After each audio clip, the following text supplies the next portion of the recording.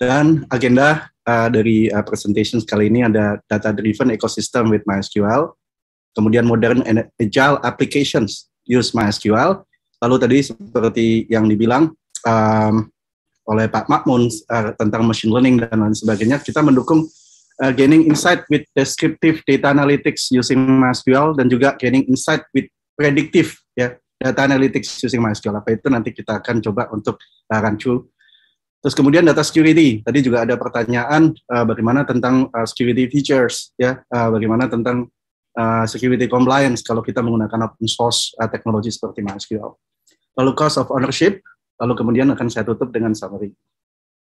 Data-driven ecosystem with MySQL, sedikit mengulas tentang MySQL itu sendiri. MySQL itu adalah saat ini most popular open source database, seperti yang Anda lihat. Berdasarkan data survei yang dilakukan oleh DB Engine, MySQL menempati posisi kedua di bawah Oracle database dari sisi popularity. Tetapi karena MySQL itu open source, maka most popular open source database is MySQL. Kita memiliki 15 million active installation across the globe, dan every day kita melihat ada 65,000 downloads, baik itu MySQL Community Edition, Enterprise Edition, Career Grade Edition. Tadi juga ada pertanyaan di Q&A, MySQL itu editionnya apa saja sih? Nanti kita juga akan bahas Enterprise Editions, Career Grade Editions, bedanya apa dengan Community dan lain sebagainya. Lalu kita part of the open source LAMP stack, kemudian seperti yang Mas Taufik sudah jelaskan, mengapa MySQL itu dipakai, karena easy to adopt, fleksibel, stable, dan performanya juga cukup bagus gitu ya. Dan terbukti MySQL menjadi database favorit bagi para developers karena berdasarkan survei yang dilakukan oleh JetBrains dan Stack Overflow, di situ ditunjukkan bahwa MySQL menjadi database yang paling banyak dipakai oleh developers untuk develop application selama 12 bulan terakhir. Lalu MySQL memiliki reach of functionalities, kita tahu bahwa MySQL dari tahun 1995 di-develop untuk sebagai OLTP database untuk handle OLTP workload, utamanya dari web application dan lain sebagainya. Kita bisa expand usability dari MySQL untuk OLTP-DB ini untuk seperti misalnya aplikasi sosial media, e-commerce, internet banking, mobile apps, ataupun mission critical aplikasi lainnya yang dipakai oleh end users, staffs, atau frontline workers dari suatu company gitu ya.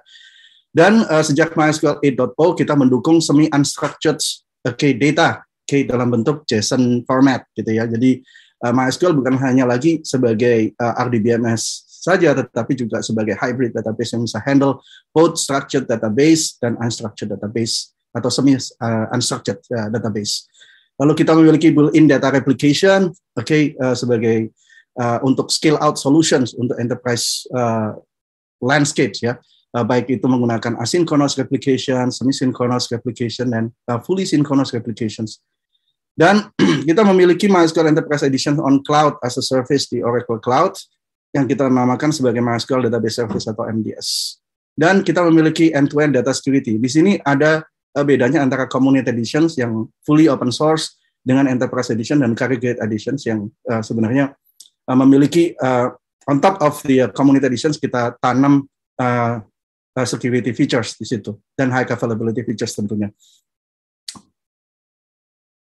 Dan bukan hanya itu saja, MySQL juga dapat digunakan untuk bukan hanya OLTP tetapi juga sebagai OLAP database. Kita memiliki MySQL HeatWave as a service di Oracle Cloud yang bisa accelerate MySQL query performance up to 5,400 times.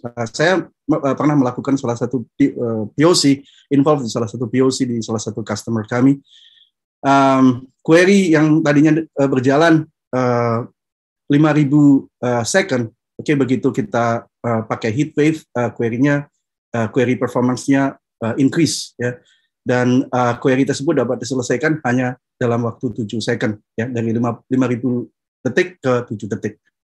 Karena MySQL HeatWave sendiri adalah in-memory database ya, dan provide extreme query performance.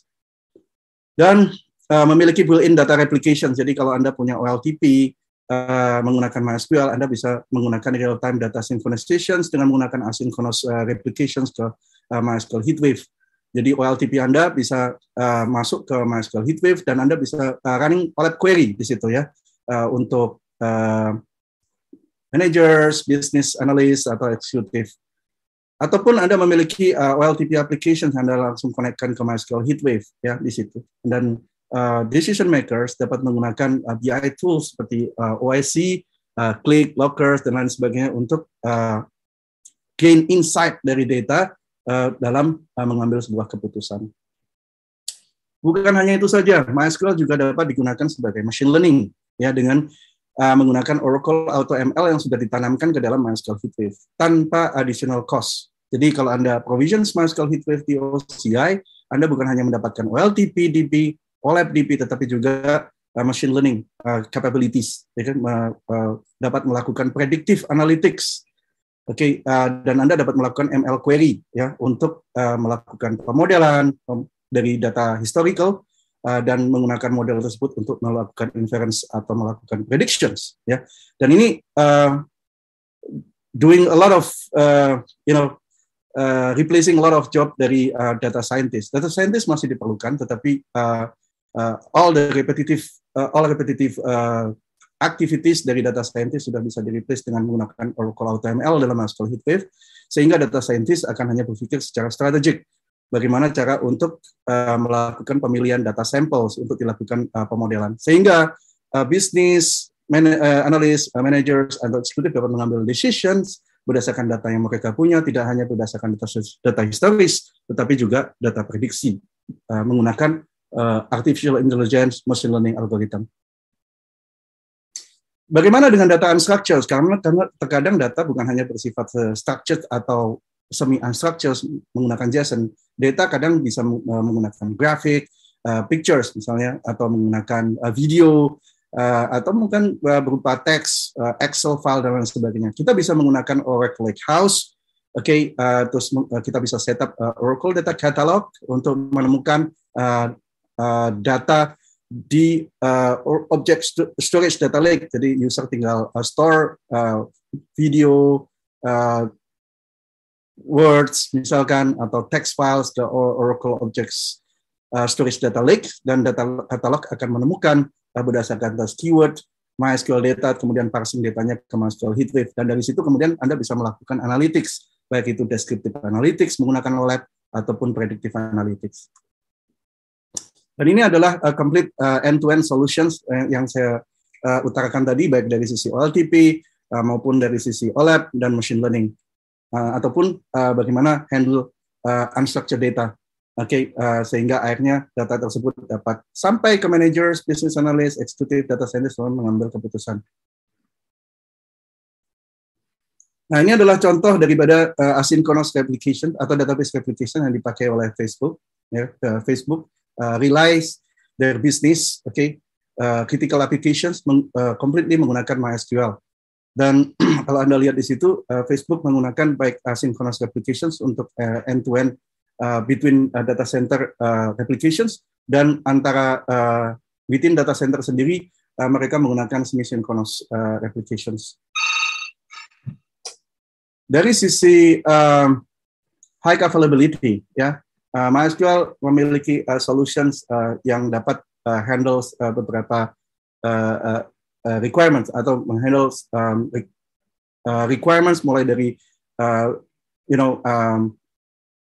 aplikasi yang membutuhkan redundancy data sampai dengan aplikasi mission criticals yang membutuhkan low latency database very extreme fast performance. Kalau lihat secara umum MySQL memiliki clustering solutions, ada dua opsi di situ, InnoDB cluster, berdasarkan atas data replikasi untuk generic applications, auto failovers, auto healing, dan lain sebagainya, sehingga data atau database service will be always available for all DB applications. Dan yang kedua adalah NDB cluster, di mana NDB cluster akan provide in-memory database performance dan extreme high availability untuk low latency applications. Kalau Anda membutuhkan low latency application, memiliki low latency application yang membutuhkan database dengan in-memory database performance, menggunakan MySQL, Anda bisa memakai NDB cluster. Dan ini adalah contoh dari benchmark, dari NDB clusters untuk various numbers of data nodes, various numbers of MySQL cluster servers di situ. Semakin banyak data node-nya, maka query-nya akan semakin cepat. Di sini dikatakan bahwa MySQL clusters SQL performance bisa achieve 2.5 million SQL statements per second. Lalu modern and agile applications using MySQL. Kita tahu bahwa developers right now writing modern, faster, lighter applications for new digital age. Ya, dan mereka menggunakan cloud native. MySQL mendukung berjalan di atas Kubernetes atau microservices, together with microservices running di Kubernetes cluster dalam suatu cloud native environment. Seperti Anda lihat di sini solusinya. Dan ini adalah salah satu model yang mungkin mixing antara microservices dengan MySQL dengan traditional deployments di bare metal ataupun VM. Menggunakan InnoDB clusters. Di sini kita memiliki sedikit kendala bukan kendala ya, ada sedikit hal yang harus diperhatikan di sini. Ketika Anda slice up monolithic application into microservices applications and put it into the cloud native infrastructures, tetapi database-nya masih tradisional, walaupun menggunakan InnoDB cluster, tetapi ketika terjadi failure di salah satu nodes, misalkan primary node failure, maka microservices yang banyak ini akan menunggu sampai dengan primary node available. Jadi masih tergantung di InnoDB clusternya. Jadi untuk modern approach dari microservices applications yang menggunakan database, ini adalah modern look ya, di mana kita membawa MySQL database untuk running di together with microservices applications di dalam sebuah Kubernetes cluster gitu ya. Dengan demikian, kalau terjadi isu di salah satu nodes MySQL, maka hanya microservices tertentu yang tidak berjalan, tetapi secara functionality semua fungsi-fungsi dari aplikasi tersebut masih berjalan.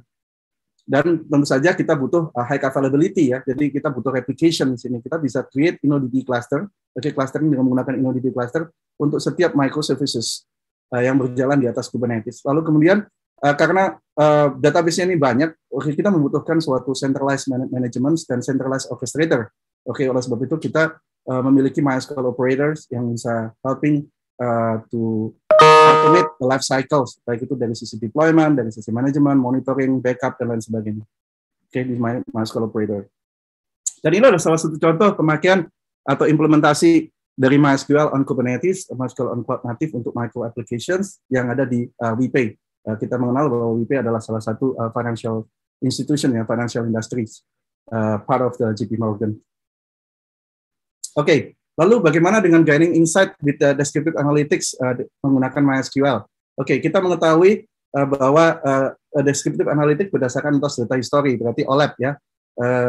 Dan ini adalah solusi yang ditawarkan oleh MySQL HeatWave. Untuk conventional solutions, kita mengetahui bahwa kalau OLAP DB itu harus dipisah dengan OLTP DB, lalu kemudian harus ada ETL service, lalu OLTP applications connect ke OLAP DB, OLAP application connect ke OLAP DB. Sementara OLTP application connect to OLTP DB. Nah, solusi ini kompleks dan juga costly karena kita butuh komponen lain, which is ETL service. Terus kemudian kita butuh database lain untuk OLAP DB. Solusi yang ditawarkan adalah dengan menggunakan MySQL HeatWave. Ya, ini simplified design karena dalam satu MySQL HeatWave installations itu OLAP sama OLTP-nya sudah bisa digabung. Nah, berikut yang terjadi kalau kita melakukan insert di HeatWave, maka HeatWave akan push down datanya ke HeatWave cluster di sini. Sehingga ketika terjadi query-nya tidak diambil dari disk, tetapi diambil dari HeatWave cluster ini. Sehingga baik OLAP maupun OLTP dapat berjalan di salah satu database yang sama, ya, database instance yang sama. Nah, ini adalah implementasi secara high level. OLTP application bisa connect ke database yang sama dengan OLAP BI Analytics seperti menggunakan Oracle Analytics Cloud, Tableau, Qlik, dan Looker, dan lain sebagainya. Dan ini adalah price performance. Walaupun MySQL HeatWave bisa combine OLTP plus OLAP, tetapi cost-nya cuma 50% daripada kompetitor kita, yaitu AWS Redshift, gitu ya. Tapi performance-nya kita bisa 6,8 kali lebih cepat. Dibandingkan dengan Aurora, kita memberikan throughput yang jauh lebih besar, tapi cost-nya kita cuma 60% daripada cost dari AWS Aurora. Ya. Dan ini perbandingan antara MySQL HeatWave secara cost performance benchmark, dengan Google BigQuery, Snowflake on AWS, Azure Synapse, dan AWS Redshift. Kita memberikan performance yang lebih baik, tetapi cost yang jauh lebih rendah dari mereka. Nah, tadi descriptive analytics, apakah cukup? Modern application seharusnya menggunakan, mulai beranjak pada bukan lagi menampilkan historical data secara reporting, tapi juga harus melakukan analisa juga dengan menggunakan predictive analytics. Maka artificial intelligence atau machine learning adalah salah satu cara gitu ya untuk melakukan predictive analytics. Jadi bagi yang belum tahu, mungkin machine learning konsepnya sebenarnya sederhana. Kalau database traditional programming, kita punya data, kita punya algoritmanya, terus kemudian kita bisa melakukan output penghitungan daripada algoritma dengan menggunakan algoritma tersebut. Tapi machine learning, kita punya data tapi kita punya output, tapi algoritmanya nggak ada, sehingga kita bisa melakukan komputasi di sini dengan menggunakan algoritma tertentu, machine learning algoritma untuk mendapatkan algoritma, sehingga data dengan output ini bisa tally, data dikalikan di-apply-kan ke algoritma di sini bisa menghasilkan output gitu ya. Jadi kita berusaha mempelajari polanya. Sehingga kita bisa menggunakan historical data untuk melakukan predictive model, untuk menghasilkan predictive model. Dan dengan menggunakan predictive model ini kita bisa melakukan predictions terhadap apa yang terjadi kemudian. Contohnya adalah predictive maintenance misalkan. Kalau dulu ada preventive maintenance kan setiap mungkin ada maintenance rutin 3 bulan, 6 bulan dan sebagainya. Tapi bagaimana dengan predictive maintenance? Dia bisa memprediksi kapan maintenance itu harus dilakukan sebelum terjadinya isu berdasarkan atas data historis, berdasarkan atas predictive model yang dihasilkan. Nah, di MySQL HeatWave kita tanam di dalam database-nya sendiri. Kita nggak membutuhkan sistem maintenance machine learning di luar daripada MySQL database. Ditanam di dalam MySQL itu sendiri, dan di dalamnya kita automate semua proses yang dilakukan oleh data scientist secara manual, kita automate dengan menggunakan Oracle AutoML untuk melakukan predictions dan juga melakukan explainer. Explainer ini digunakan untuk melakukan memberikan explanations kenapa prediksinya seperti itu. Jadi datanya benar-benar atau hasil prediksinya benar-benar accountable gitu ya. Dan kalau kita bandingkan dengan sekali lagi dengan Redshift ML, kita ada Redshift, mereka ada Redshift ML. Sedangkan HeatWave, ada HeatWave ML, tapi dalam satu platform gitu ya. Kalau Anda lihat di situ dari sisi akurasi maupun dari sisi dari training time, HeatWave memberikan akurasi yang lebih baik dan training time yang lebih cepat ya, lebih singkat daripada Redshift ML. Secara cost kita jauh lebih murah. Kenapa? Karena Redshift ML Anda harus tambah lagi service-nya. Sedangkan HeatWave ML Anda provision HeatWave, di dalamnya sudah ada OLED, ada OLTP, dan juga ada ML. Jadi sebenarnya nggak ada cost di situ. Oke, perbandingan antara HeatWave ML, Redshift ML, Snowflake ML, seperti Anda lihat, HeatWave ML menggunakan SQL, jadi Anda nggak perlu melakukan coding lagi dengan Java, Scala, atau Python, atau R, ataupun apapun. Cukup menggunakan API berdasarkan atas SQL untuk melakukan predictions, melakukan pemodelan, dan melakukan explanations terhadap pemodelan dan prediction-nya. Nah, ini adalah adoptions untuk MySQL HeatWave menjadi salah satu fast growing ya services in OCI. Dan ini adalah testimonial dari customer kami yang menggunakan MySQL HeatWave. Bagaimana mereka bisa speed up query, lean architecture, reduce architecture complexity, dan juga reduce cost. Dan ini adalah feedback dari customers yang menggunakan HeatWave ML, bahwa mereka melihat bahwa HeatWave ML itu adalah innovative solutions ya, yang mereka terbantu sekali dalam mengambil keputusan dengan berdasarkan atas prediksi yang dilakukan oleh machine learning algoritma yang berjalan di atas HeatWave machines. Dan ini adalah gambar ini adalah semacam kesimpulan ya dari apa sih HeatWave ML itu, apa sih MySQL HeatWave itu? MySQL HeatWave adalah OLTP plus OLAP plus machine learning, and no additional cost. Ya. Jadi Anda tinggal provision MySQL HeatWave, Anda bisa running 3 workload, type of workload yang berbeda, baik OLTP applications, OLAP application atau ML based applications ke dalam satu database. Secure definitely karena data dari MySQL database tidak perlu diekstrak keluar untuk ke sistem machine learning system yang lain, tetapi karena machine learning-nya sudah ditanam di dalam, sehingga tidak ada data extraction out, sehingga lebih secure. Oke, data security.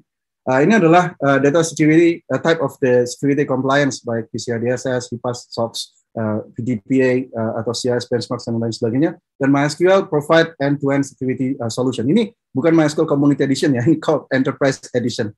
Community Edition tidak memiliki audit, tidak memiliki enterprise backup, tidak memiliki TD, tidak memiliki enterprise encryption, data masking, and identification. Tidak, tetapi kalau Anda subscribe ke MySQL Enterprise Edition, obtain MySQL Enterprise Edition binary, salah satunya adalah Telkomsel juga memakai MySQL Enterprise Editions. Oke, Anda bisa mendapatkan firewalls, mendapatkan threat pools, enterprise audit, dan lain sebagainya, yang bisa meeting security compliance seperti PCI DSS, HIPAA, SOX, dan lain sebagainya. Walaupun MySQL adalah open source, tetapi Enterprise Editions mampu membuat MySQL itu meeting enterprise requirement, baik dari sisi speed, dari sisi high availability, maupun dari sisi security. Oke, MySQL security pada dasarnya dia bisa assess, bisa prevent, bisa detect, and bisa recover. Ya. Oke, cost of ownership. Tentu saja MySQL very cheap ya dibanding dengan misalkan produk database yang lain ya. Anda bisa mendapatkan 90% TCO saving dengan menggunakan MySQL. Terus kalau dari sisi cloud, kalau tadi dari sisi on-prem, sekarang dari sisi cloud. Kalau dari sisi cloud kita bandingin dengan service sejenis dari public cloud yang berbeda. Kalau Anda lihat di situ, MySQL Enterprise Edition on OCI, yang kita sebut sebagai MySQL Database Service, Anda tinggal bayar 30% daripada cost yang Anda bayarkan ke public cloud lain. Public cloud lain menggunakan Community Edition, sedangkan kami menggunakan Enterprise Edition, tapi kami memberikan cost yang jauh lebih rendah dibanding dengan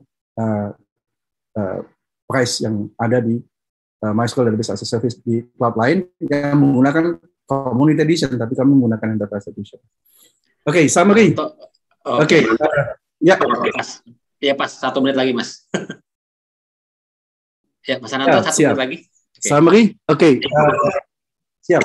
Oke, apapun Anda, baik Anda customer, staff, frontline workers, managers, business analyst, executive, data scientist, apapun aplikasi yang Anda gunakan, baik OLTP applications maupun BI application ataupun machine learning based application ataupun apapun data Anda, baik structured data, unstructured data, semi-unstructured data, can be handled with MySQL. Walaupun Anda deploy database Anda di VM, di bare metals, atau di cloud, ataupun di cloud native, untuk mendukung microservices, MySQL punya semuanya. Sehingga Anda bisa melakukan innovations, countless innovations, where impossibility is the limit. Karena MySQL can run on everywhere environments.